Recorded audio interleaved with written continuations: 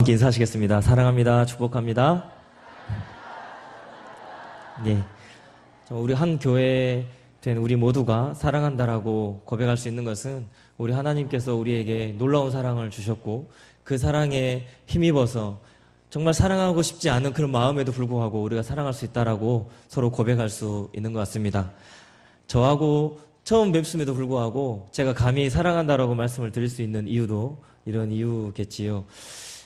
저는 이름은 감히 하나님의 이름을 따서 정성영입니다. 네.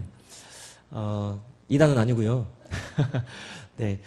사랑하는 우리 최정용 목사님 교회에 꼭 와보고 싶었습니다. 물론 왕궁 중부교회에 제가 과거에 평신도 SFC 간사할 때 그때 6.25 목사님 계실 때 잠깐 방문한 적이 있습니다. 그리고 조춘호 장로님, 엄정숙 권사님 교회가 또 이 교회라고 그래서 또 이름부터 벌써 왕궁이지 않습니까? 왕궁. 그래서 상당히 기억에 많이 남고요. 그래서 이 교회에 꼭 와보고 싶었는데 오늘 이렇게 허락도 해주신 것과 더불어서 또 설교할 기회도 주셔서 우리 목사님과 당회 또 우리 성도님들께 진심으로 감사의 말씀 드립니다. 예, 저는 SFC 간사를 2004년도부터 시작을 해서 올해 이제 14년, 15년째를 맡고 있습니다. 중간에 신학대학원을 갔다 왔습니다만 한 10여 년 이렇게 사역을 하면서 우리 다음 세대를 이어야 할 우리 청소년들과 우리 대학생들에게 할 수 있는 대로 제 마음과 또 제 얼마 가지지 않았지만 또 물질을 투자해서라도 이 아이들을 좀 세워내보고 싶은 마음에 이 사역을 시작을 했습니다. 이 사역하는 데 있어서 여러 가지 어려움도 있지만 특별히 이 사역하는 데 있어서 우리 성도님들의 기도와 또 헌신과 또 섬김에 늘 감사하면서 사역을 감당하고 있습니다. 앞으로도 기도해 주시고 혹시 실수로 생각이 났다 하면 기도해 주셨으면 감사하겠습니다. 저는 이 광궁 중부교회를 교회 주일에는 처음 와봅니다만 몇 번 방문한 적이 있는데요. 방문할 때마다 우리 최정영 목사님 때문인지 마치 제 모교회와 같은 느낌으로 이 교회에 오고 있습니다. 정말 올 때마다 참 좋은 교회다. 네, 아멘이시죠?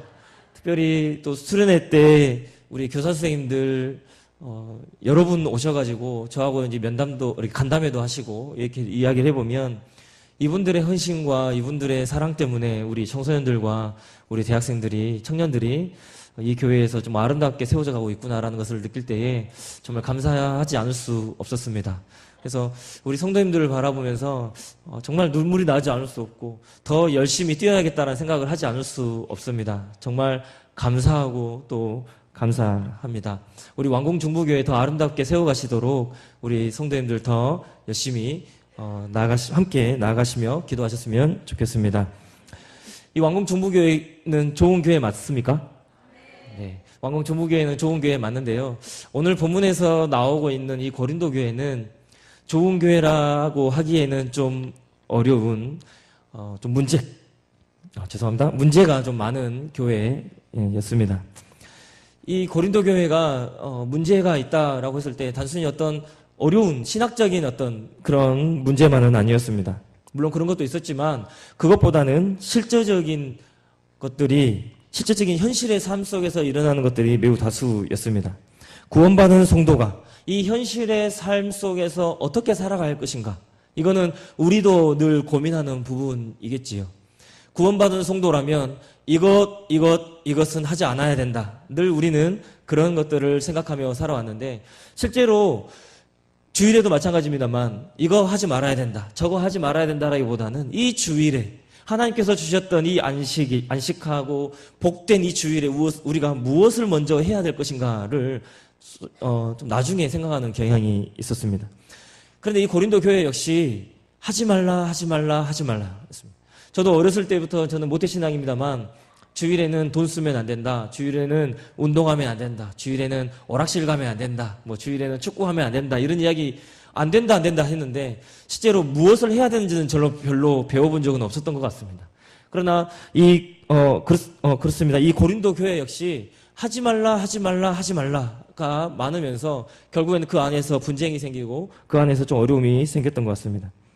구원받은 성도가 이 현실의 삶에서 어떻게 살아가고 특별히 이 주일, 이 안식일에는 어떻게 보낼 것인가에 대한 이 문제가 상당하게 심각하게 드러나고 있었습니다. 음행한 자에 대한 처리, 그리고 성도 간의 송사에 대한 문제, 그 다음에 결혼과 결혼 생활의 문제, 우상에게 바친 이 재물, 즉 이 음식에 관한 문제, 그리고 우상 숭배에 관한 문제, 또 사람 관계에서의 질서의 문제, 은사의 문제, 부활의 문제 등등 해서 이 교회는 여러 문제들이 드러나고 있었습니다. 그 내용도 심각했죠. 그러나 가장 심각하게 드러났던 문제가 있었는데요. 그것은 바로 앞선 이 문제들 때문에 생겨난 분쟁의 문제였습니다. 서로 당을 짓고 분쟁하는 것이었습니다. 그래서 누구는 그리스도파, 누구는 아볼로파, 누구는 바울파, 누구는 그리스도파 이렇게 파를 나누면서 분쟁하는 것이 문제였습니다. 사도 바울은 이 교회 안에서 다툼을 일삼는 이 고린도 교회 성도들, 그럼에도 불구하고 이 고린도 교회를 품으면서 너희는 하나님의 교회다라고 불러주었습니다. 그리고 우리의 주님이신 그리스도는 나누어지지 않고 이 그리스도께서 한 분이시기 때문에 너희도 하나다라고 바울은 가르칩니다. 그리스도로 말미암아 구원받은 성도는 서로가 손가락질하면서 너 이거 하면 안 돼, 이거 하면 안 돼가 아니라 서로 함께 그리스도 안에서 같은 말을 하는 것, 그리고 같은 마음을 품는 것, 그리고 같은 뜻으로 온전히 합하는 것이 구원받은 성도로서의 진정한 삶이고, 그것이 하나님께서 세우시고 그리스도께서 교회의 머리가 되신 그 교회가 된다라고 하는 것을 강조하고 있었습니다. 그것이 바로 그리스도의 십자가가 헛되지 않는 방법이다. 그리스도께서는 우리를 위하여서 십자가에 못 박혀 죽으셨음에도 불구하고 우리가 교회에서 분쟁이나 일삼고 서로 다투고 싸우는 것, 서로 네가 옳으니 네가 틀리니 내가 맞으니 하면서 하는 것이 아니라 오히려 서로를 인정해주고 존중해주고 그를 세워주는 그 일이 바로 그리스도의 십자가를 헛되지 않는 것이다 라고 하는 것을 알게 해주었습니다. 더불어 그리스도의 십자가의 능력이 무엇인지 가르쳐줍니다. 그리스도의 십자가의 능력, 그것은 바로 아버지 하나님께 대한 철저한 순종이라는 것, 그리고 죄인을 구원하시기 위한 완전한 헌신이 바로 이 그리스도의 십자가의 능력이다 하는 것을 가르쳐줍니다. 그리스도의 십자가의 이 능력은 오직 부르심을 받은 자들에게만 나타나는 하나님의 능력임을 말하고 있습니다. 부르심을 받은 자들. 그래서 오늘 본문에서 그리스도의 십자가의 능력이 나타나는 이 하나님의 부르심을 상기하고 있습니다. 26절 한번 앞에 부분을 한번 보시면 26절 같이 한번 읽어보겠습니다. 시작. 형제들아 너희를 부르심을 보라. 육체를 따라 지혜로운 자가 많지 아니하며 능한 자가 많지 아니하며 문벌 좋은 자가 많지 아니하도다. 아멘. 사도 바울은 고린도 교회 성도들을 부르신 이 하나님의 부르심을 생각하도록 합니다. 26절을 알기 쉽게 조금 더 쉬운 표현으로 한번 제가 재구성해 본다면 이런 표현입니다. 형제들아 현재 너희가 처한 너희의 형편을 한번 보라. 죄송합니다. 조금 더 세게 한번 이야기해 보겠습니다. 죄송합니다. 너희의 꼬라지를 한번 봐라. 너희가 지혜로운 자이기 때문에, 너희의 능력이 출중하기 때문에, 혹은 너희가 문벌이 좋기 때문에 너희가 하나님의 부르심을 받았느냐? 너희를 부르신 하나님이 너희의 처지나 상황이나 능력이나 지혜 따위로 부르신 것이 아니다 라고 하는 매우 상당히 도전적인 말을 하고 있는 것입니다. 그러면서 이 하나님의 부르심이 어떤 방법으로 이루어졌는지를 구체적으로 설명하는데요. 우리 27절, 28절도 한번 읽어보겠습니다. 시작. 그러나 하나님께서 세상에 미련한 것들을 택하사 지혜 있는 자들을 부끄럽게 하려 하시고 세상에 약한 것들을 택하사 강한 것들을 부끄럽게 하려 하시며 멸시받는 것들과 없는 것들을 택하사 있는 것들을 폐하려 하시나니. 아멘. 택하사 부끄럽게 하시고 택하사 부끄럽게 하시고 택하사 폐하려 하셨다라고 정리할 수 있습니다. 하나님의 부르심의 방법은 무엇을 택했느냐라고 했을 때 강한 것, 좋은 것, 뭔가 능력 있는 것, 뭔가 인정받을 만한 것을 하나님께서 그런 사람들을 택하신 것이 아니라 세상에 미련하다라고 하는 것들, 그리고 세상에서 약하다라고 하는 그것들을 하나님은 택하셨답니다. 미련한 것들과 택한 것들을 택하셔서 세상에서 지혜 있다라고 말하는 자들, 세상에서 강하다라고 말하는 자들을 부끄럽게 하시는 분이 바로 하나님이시라는 겁니다. 하나님의 부르심의 방법은 세상에서 지혜 있는 자들과 강한 자들을 택하셔서 세상을 만들어 가시는 것이 아니고, 세상에서 미련하다고, 세상에서 약하다고, 세상에서 때로는 왕따도 당하고 소외도 당하고 멸시도 당하는 그런 사람들을 택하셔서 하나님께서 거룩하게 하시고, 그 거룩하게 하신 그 하나님의 부르심을 따라서 세상에서 지혜 있다라고 말하는 것들, 강하다라고 말하는 것들을 오히려 부끄럽게 하신다는 것입니다. 세상의 천한 것들과 멸시받는 것들과 없는 것들을 택하셔서 세상으로부터 인정받고 있는 것들을 하나님은 폐하신다라고 말씀하고 계십니다. 세상의 가치와 세상의 기준을 가지고 사람을 재단하고 무시하고 멸시하는 사람들이 있습니다. 소위 능력이나 지혜께나 있다고 생각하는 사람들을 하나님은 선택하신 것이 아닙니다. 우리는 부럽지요. 때로는 영리한 머리를 가지고 있는 그런 사람들을 바라보면서 부러워하기도 합니다. 그리고 물질이 많은 사람들 부럽기도 합니다. 실제로 저는 이런 사역들을 해보니까요, 저는 저에게 돈도 많았으면 좋겠고 좋은 머리도 있었으면 좋겠고 이해력도 있었으면 좋겠고, 사실은 오늘 올라오면서도 엄청 지금 두렵고 지금 떨리는 마음으로 이 자리에 있는데요, 뭐 설교도 잘했으면 좋겠고요, 제 말 한마디에 한 베드로처럼 한 3,000명씩 막 믿었으면 좋겠고요, 뭔가 전주대 전북대에 들어가가지고 우석대 들어가서 뭔가 제가 들어가면서부터 막 아우라가 막 있으면서 후광이 막 비춰지면서 막 학생들이 아이고 우리 간사님 오셨다고 하면서 막 쫓아 나왔으면 좋겠던 그런 마음이 정말 강합니다.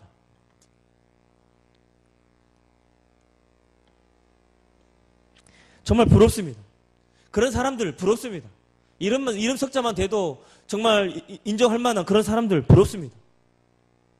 저는 온유하지도 않아가지고, 성격도 목사님 잘 아시는데, 우리 권사님도 앞에 아시는데요, 앞에 나가면 막 소리 지르고요, 막 성질 내고. 우리 중고등학생들한테 저는 어떤 사람이냐면요, 앞에 서서 마이크 대고 성질 내는 사람이었습니다. 하도 소리를 질러대가지고요. 성격도 그렇게 온유하지 못해가지고 늘 참 온유한 성격 우리 목사님 같은 분 보면요, 부럽습니다. 저런 분이 진짜 목사지, 이런 생각이 들기도 하고요. 부러운 사람들 세상 천지인데 정말 이런 말씀이 저에게는 정말 큰 위로가 되더라는 것이죠. 머리가 뛰어난 것도 아닙니다. 형편이 나은 것도 아닙니다. 뭔가 능력이 있어 보이지도 않습니다.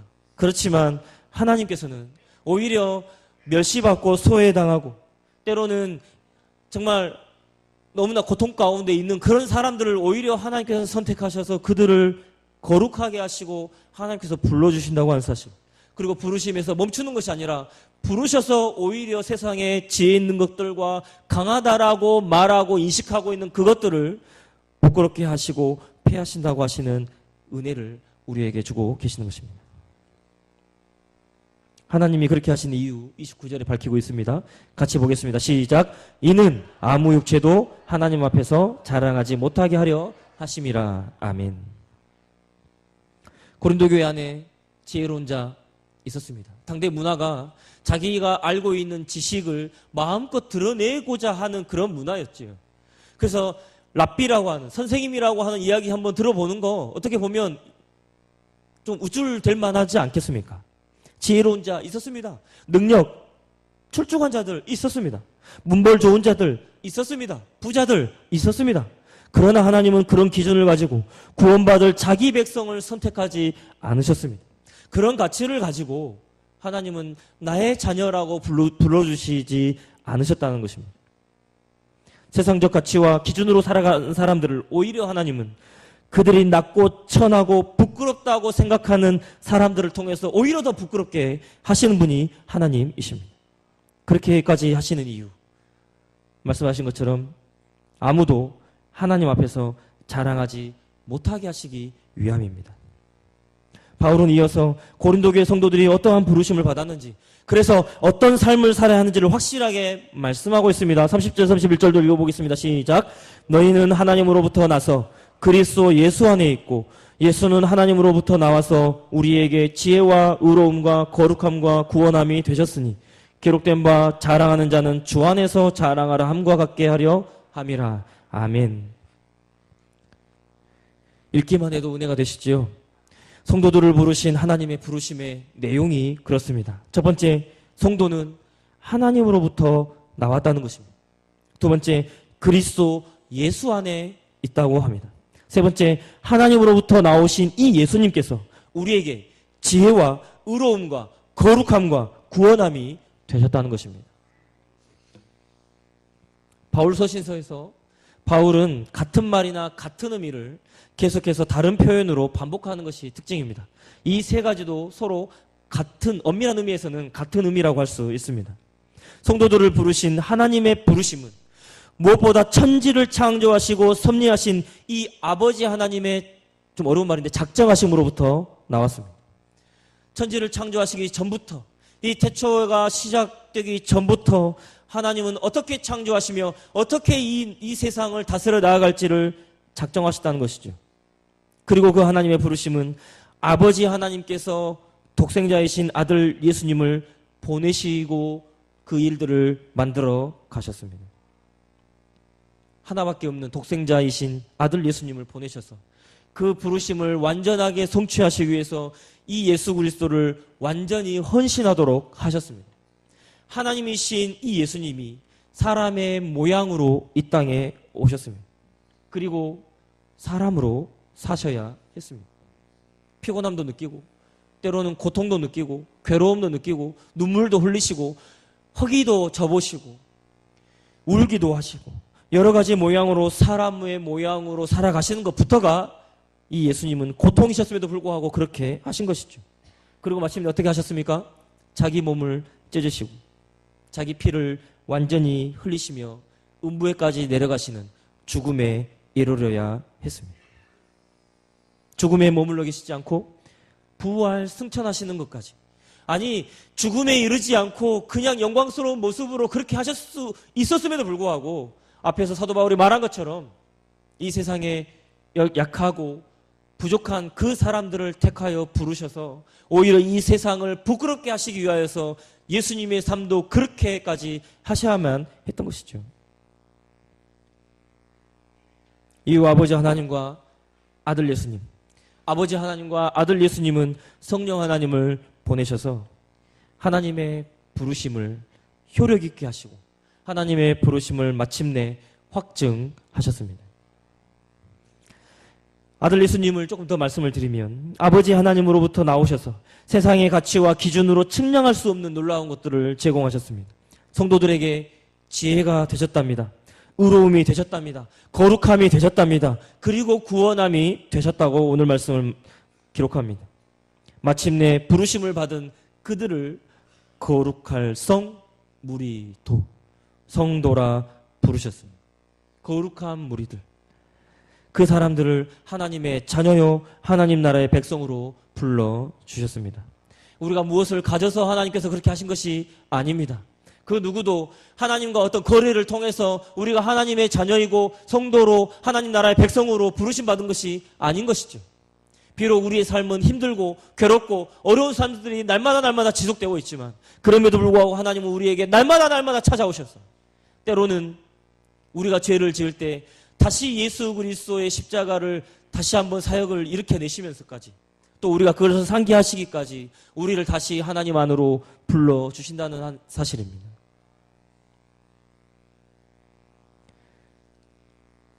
우리는 직분을 생각합니다. 목사, 장로, 집사, 권사. 그렇지만 가장 좋은 호칭은 바로 성도가 아닐까요? 하나님께서 비록 연약한 모습 속에 있는 우리를 부르셔서 너희는 거룩하다, 너희는 거룩하다, 너희는 거룩하다라고 말씀해 주시는 그 하나님. 이사야가 하나님을 거룩하다라고 고백했는데 오히려 하나님은 우리를 향하여서 너희가 거룩하다, 너희가 거룩하다, 너희가 거룩하다라고 말씀해 주고 계신다는 것입니다. 세상의 그 어느 것과도 비교할 수 없는 하나님의 사랑, 그 하나님의 사랑이 우리의 전인적인 모든 것들을 하나님께서는 거룩하게 하셔서 하나님의 자녀로 성도로 불러주신 것입니다. 그런데 우리가 우리의 육체를 자랑하다니요, 있을 수 없는 일이겠죠. 마땅히 우리가 우리의 육체를 자랑하고 우리의 지식과 우리의 지혜를 자랑하는 것이 아니라 마땅히 놀라운 하나님의 사랑, 하나님의 은혜, 하나님의 긍휼히 여기심, 그 다음에 하나님의 부르심을 우리가 자랑해야 할 줄을 믿습니다. 하나님께서 모든 일을 작정하시며 섭리하셨습니다. 그리고 구원을, 예수 그리스도를 통하여서 구원을 실행해 주셨습니다. 그리고 성령 하나님을 통해서 구원을 효력 있게 하셨습니다. 그 바로 아버지 하나님과 아들 예수님, 그리고 성령 하나님을 우리는 자랑해야만 합니다. 우리의 삶에서 무엇을 자랑하며 살아가야 할 것인가? 이런 생각 해보셨습니까? 우리는 무엇을 자랑해야 하는가? 우리는 무엇을 드러내면서 살 것인가? 무엇을 생각하며 무엇에 감사하며 살아갈 것인가? 하는 것 오늘 말씀에서 잘 가르쳐주고 있습니다. 사랑하는 왕궁 중부교회 가족 여러분, 우리는 무엇을 자랑해야 할까요? 우리의 자랑거리, 우리 성도 여러분들의 자랑거리는 무엇입니까? 우리가 나타내며 드러내야 할 만한 그런 자랑거리의 그 내용은 무엇이 있습니까? 사도 바울이 지적했던 것처럼 우리의 지식, 우리의 지혜 자랑할 거리 아닙니다. 우리가 가진 권력이나 명예 자랑할 수 없습니다. 그렇다면 부를 자랑할 수 있을까요? 어떤 재능을 자랑할 수 있을까요? 우리의 자녀들 자랑할 수 있을까요? 우리가 가진 어떤 그 무엇이 있다 할지라도 우리의 육체 가운데 있는 그것들을 자랑할 것이 아니라 다만 하나님께서 그 모든 것들을 허락해 준 것이기 때문에 하나님만을 자랑해야만 하는 것입니다. 그 모든 것이 바로 하나님으로부터 왔습니다. 그렇기 때문에 우리가 감히 그것을 우리의 것이라고 자랑할 수가 없는 것이죠.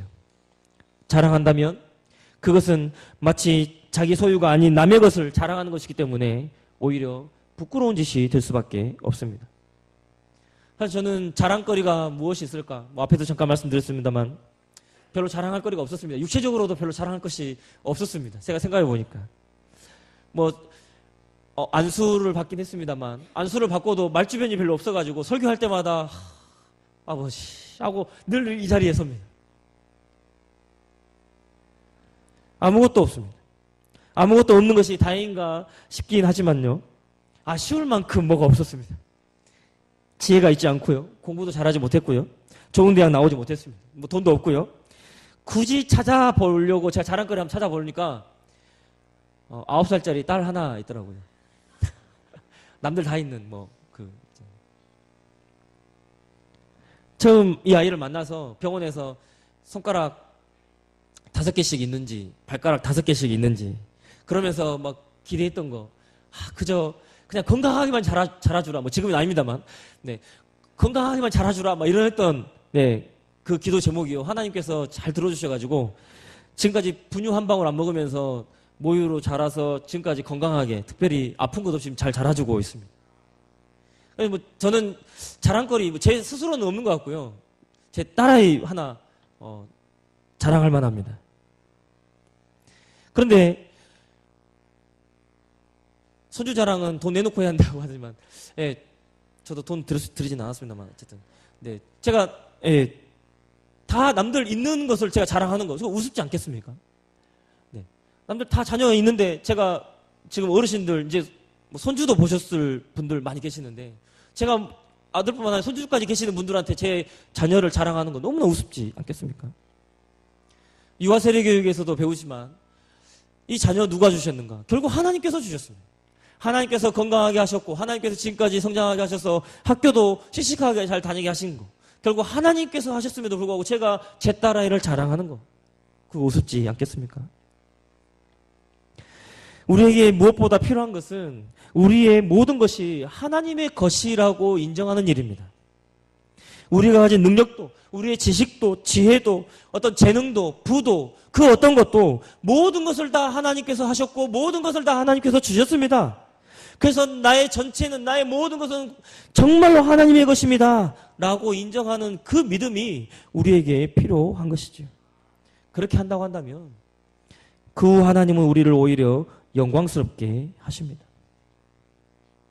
우리 인간이 쉽게 죄를 지을 수 있는 유혹은 바로 인정욕구가 아닌가 싶습니다.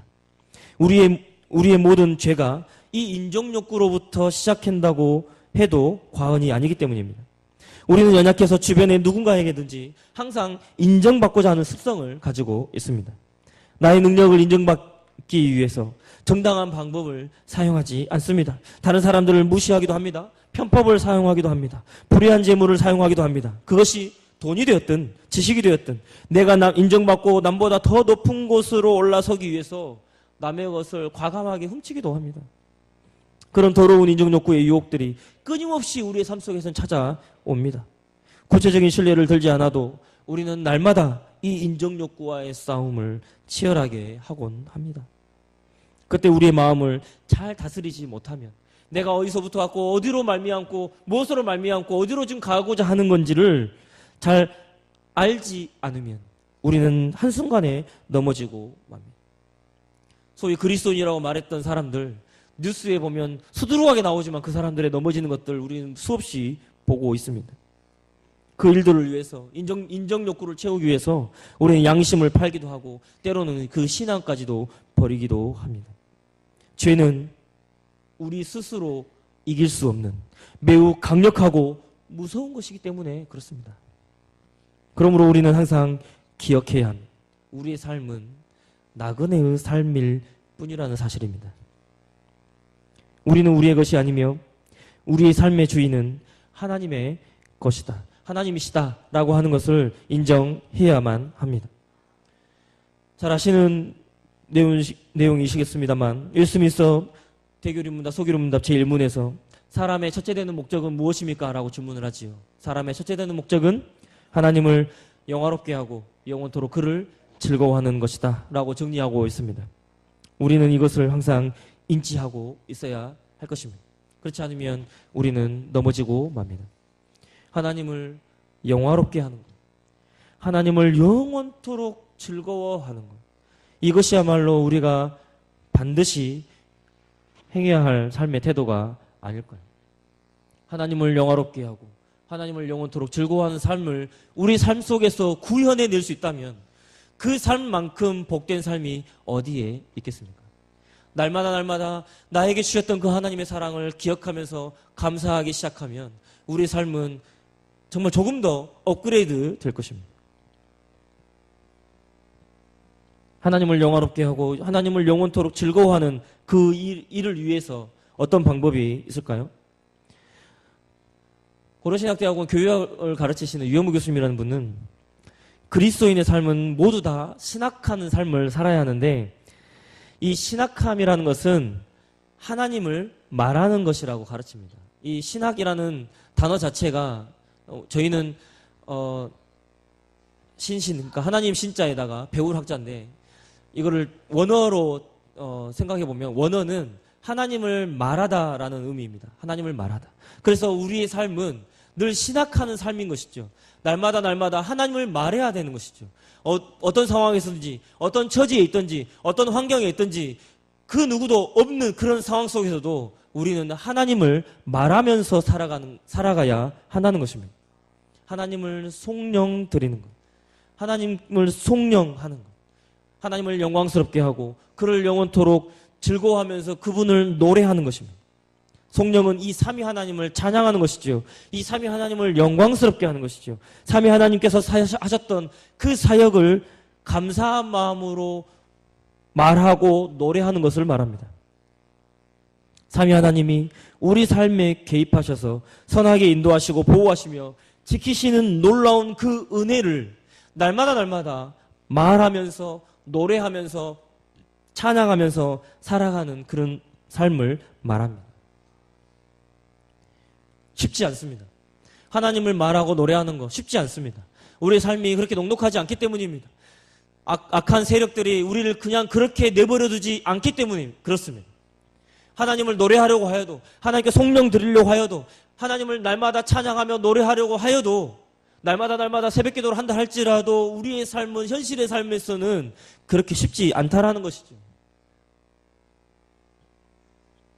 그렇지만 우리는 묵묵하게 우리 인간의 첫째 되는 목적을 이루기 위해서 하나님을 영화롭게 하고 영원토록 즐거워하는 그 일을 위해서 날마다 의지적으로 하나님을 말하고 찬양하고 노래해야만 하는 것입니다.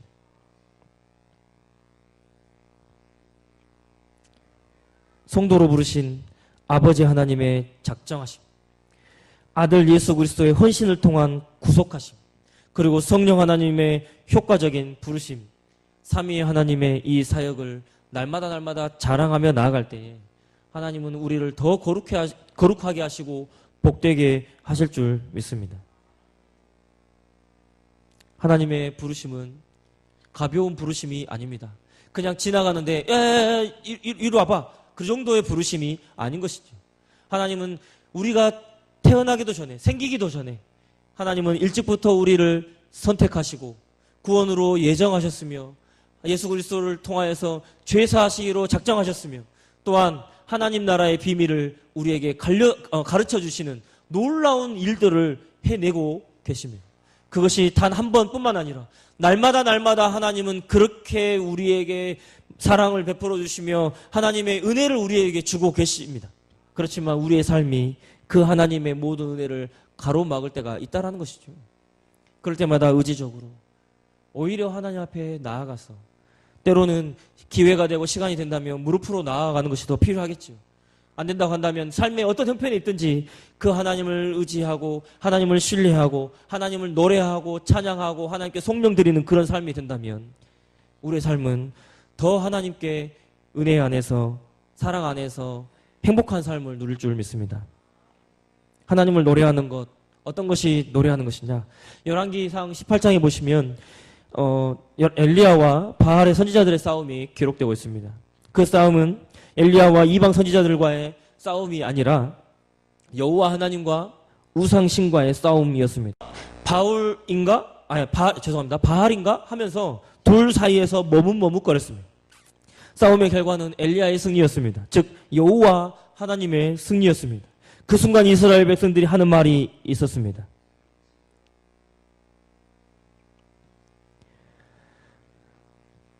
엘리야가 하나님 여호와여, 주께서 이스라엘 중에서 하나님이신 것과 내가 주의 종인 것과 내가 주의 말씀대로 이 모든 것을 행하는 것을 오늘 알게 하옵소서. 주 여호와는 하나님이신 것과 주는 그들의 마음을 돌이키심을 알게 하옵소서라고 기도했을 때에 여호와의 불이 번제단과 나무와 돌과 흙을 다 태우고 도랑의 물까지도 핥았습니다. 그리고 백성들이 그것을 보고 백성들이 고백하기를 여호와 그는 하나님이시로다. 여호와 그는 하나님이시로다. 우리는 갈팡질팡 머뭇 우왕좌왕하고 있을 그때에도 하나님은 여전히 우리를 놓치지 않으시고 어떤 사건들, 어떤 일들을 통해서라도 다시 하나님께로 돌아오게 하셔서 그 백성의 입술을 통하여서 하나님이 되신 것을 알게 하고 노래하게 하고 찬양하게 하고 고백하게 하신다는 것입니다. 이게 바로 하나님을 송영하는 것이죠. 하나님을 찬양하는 것이죠. 하나님을 노래하는 것이죠. 여호와 그는 하나님이시로다. 여호와 그는 하나님이시로다.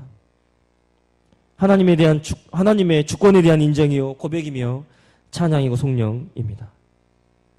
이것이 바로 우리의 삶이 되었으면 좋겠습니다.